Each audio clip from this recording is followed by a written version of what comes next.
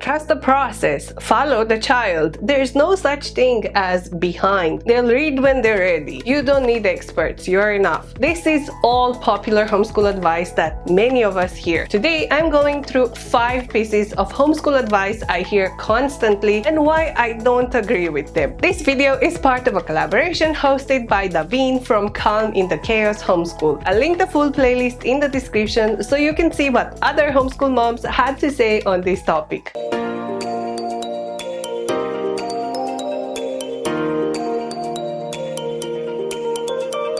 Quick context, if you're new, I'm Laura from Monkey Mom and I've been homeschooling for 11 years with an eclectic approach, which really means I use whatever works instead of sticking to one method. My son is what's called twice exceptional, which means gifted and dealing with real learning challenges at the same time. So when I hear popular homeschool advice, I hear it through that filter and a lot of it falls apart. So let's get into the 5 popular homeschool advice. 1. Kids will learn everything on their own if you just step back. This is the big one. For some families and some kids, child-led learning works, and I've seen it work. I actually combine it in our homeschool. I let Mark follow his passions because I know there's inner drive there. And then I demand academics for the rest of the subject. So I'm not against the idea, but the version of it that gets repeated online, just step back, get out of the way. They learn everything they need on their own. That assumes a kid whose executive function is intact and nobody says that part out loud. But here's what I need people to understand. That approach runs on a set of skills happening in the background that nobody talks about. When a kid notices something interesting and then forms a plan to learn about it and then actually sits down and does that and sustains attention on it and knows when to stop and when to come back, that's executive function. Planning, initiating, sustaining, organizing, and for kids like mine, that system has gaps. My son is one of the most curious people I have ever met. He has no shortage of interest, but curiosity alone doesn't become learning unless you can bridge the gap between I'm interested in this and I'm going to actually do something about it. And that bridge is exactly where his brain struggles. My son runs a YouTube channel, he manages his upload schedule, he plans his content, he tracks his own deadlines for that. He does it completely independently, but he will not check a text message or email. He cannot start his schoolwork without me sitting there helping him get going. The difference is that executive function works when the activity is something he's deeply invested in and it falls apart for everything else. So when someone tells me to just strew resources around the house and get out of the way, what actually happens is that he walks past everything 17 times because initiating a new task is genuinely hard for him. This is not laziness. It's not me failing to make it interesting enough. That's how his brain works. What I've learned is that for 2E kids, you need to be more involved, not less. Not rigid and not controlling, but present. I'm the external scaffolding. I'm the executive function he doesn't have yet. I break things down, help him start, sit next to him through the hard parts, and that is not helicopter parenting. That's just meeting your kid where he actually is. 2. They'll read when they're ready. I want to be clear about something. I don't agree with pushing kids to read early. I come from Europe where first grade starts at 7 and I've never understood the American obsession with getting 5 and 6-year-olds to read fluently. If your kid shows interest early, absolutely teach them. But I don't think there's anything wrong with waiting until 6 or 7 to start formal reading instruction. What I do have a problem with is the version of this advice that says just wait indefinitely and it will happen on its own when the kid is ready. Because for some kids it just won't. We started formal reading after Mark turned 6. The first thing we tried was teach your child to read in 100 easy lessons, which you might know is one of the most popular reading programs in the homeschool world. And by lesson 70, Mark was crying. It wasn't working. He was frustrated, I was frustrated, and I knew something had to change, but I didn't know what. So I sat down and I really thought about how his brain works. Mark is incredibly logical. He needs to understand the why behind things. Dots and arrows on a page meant nothing to him. Sight words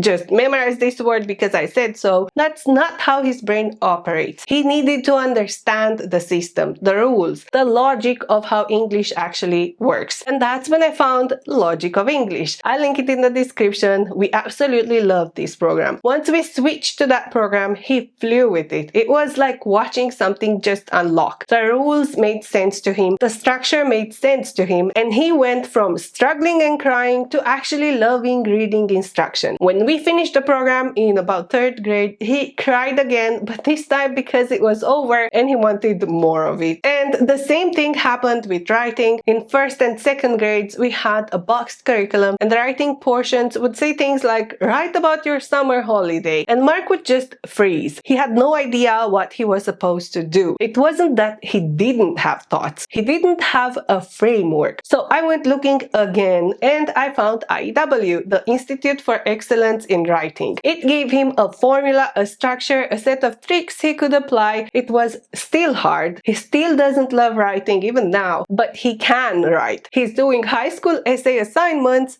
and he's doing them successfully because he has a process he can follow. The point isn't push your kid to read at 4. The point is that if you've started and it's not working, don't just wait. Look for the thing that matches how your kid's brain actually works. The right curriculum can make all the difference. 3. There is no such thing as behind in homeschool. If we're talking about comparing your kid to other people's kids, then yes, I agree. The only comparison you should ever make, and that matters, is your kid against where they were 6 months ago. Are they growing? Are they making progress?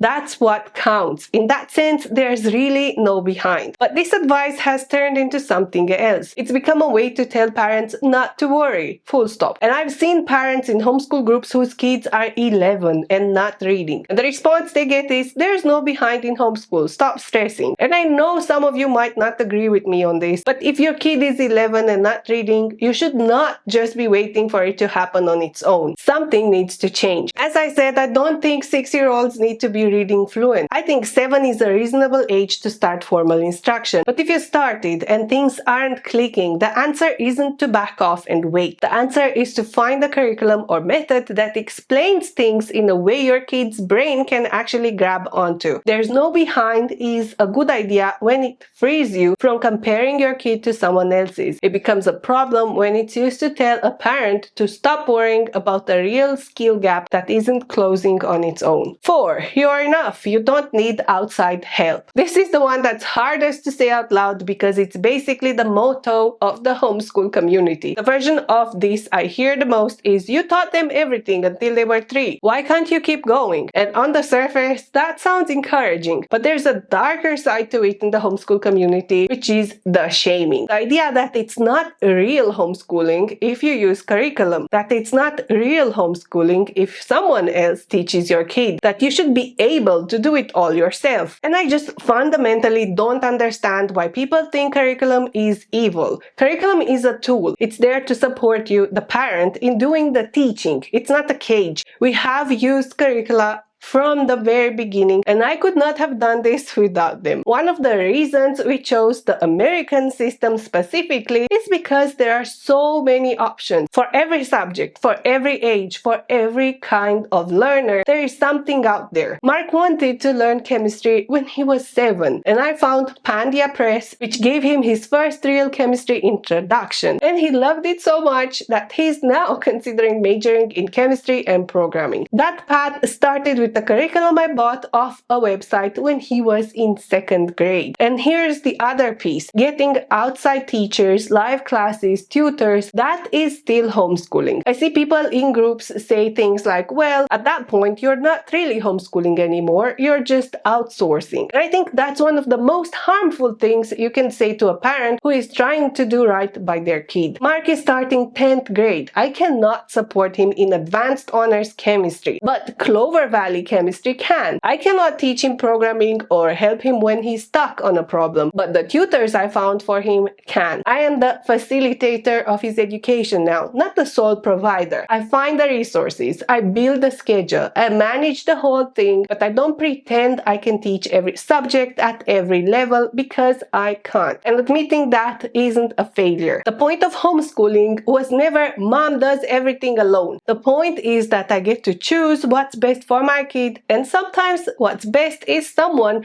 who knows more than I do. And 5, don't do school at home. This one I hear constantly and it drives me up the wall. The idea that if you use curriculum, if you have a schedule, if your kid sits at the desk and does lessons, you're doing it wrong. You're just recreating the system you left. You're not really homeschooling. You are just being school at home. And I want to say as kindly as I can, for my kid, school at home is exactly what works. Mark needs a schedule. He needs to know what's coming and when. He needs a curriculum that lays things out step by step because his executive function doesn't fill in those gaps on its own. I build him a schedule. I manage his deadlines, his pacing, everything. He is enrolled in an accredited online school, which again is another problem. He takes live online classes. He has a timetable. If you looked at our day from the outside, you might say, well, that's just school. And yeah, some of it is, because that structure is what his brain needs to function. Taking it away wouldn't free him, it would paralyze him. The whole philosophy of don't recreate school comes from the idea that school is inherently bad, and anything that looks like it must also be bad. But the problem with school was never the structure itself, it was the one-size-fits-all application of it. The point of homeschooling is that I get to choose the structure that fits my kid. And sometimes that structure looks pretty school-like, and that's fine. It's working, his grades are great, his AP exam scores of 4 and 5 so far prove it works, and he is ready for life beyond homeschooling. He is progressing. That's what matters, not whether it looks Instagram worthy or philosophically pure. If your kid thrives with open-ended, unstructured, child-led days, that's wonderful, but don't tell me I'm doing it wrong because my kid needs a timetable and a textbook. We're both homeschooling. We're just homeschooling different kids.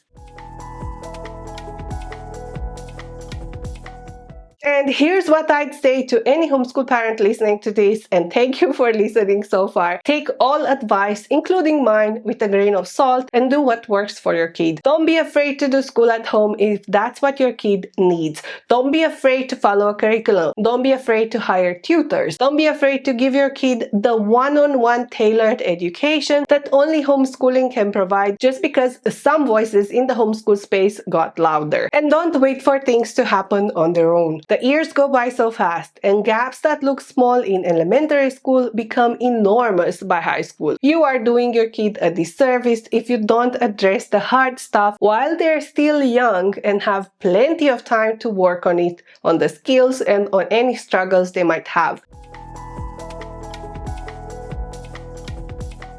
The number one reason I homeschool is to open more doors for my son, not to close any. And if that means external exams, proper accredited paperwork, and whatever curriculum he needs to get where he wants to get, I'm fine with it. If Mark decides college isn't for him, knowing more and having that paperwork won't hurt him. But if I had let him just do whatever he wanted until this age, if I had followed all that advice about stepping back and trusting the process, he probably wouldn't know how to write at 15. And any good university would be off the table by now. So that's it for today. If this one hit home for you, leave me a comment. I want to hear which piece of advice you've struggled with the most. I know there are other parents out there doing this the hard way and feeling like they're doing it wrong. You're not. If you like this type of content, be sure to leave a comment, subscribe and follow, and don't forget this video is part of a collaboration with other homeschool moms hosted by Daveen from Calm in the Chaos Homeschool. I'll link the full playlist in the description so you can hear what everyone else has to say. Go check those out, and until next time, stay curious.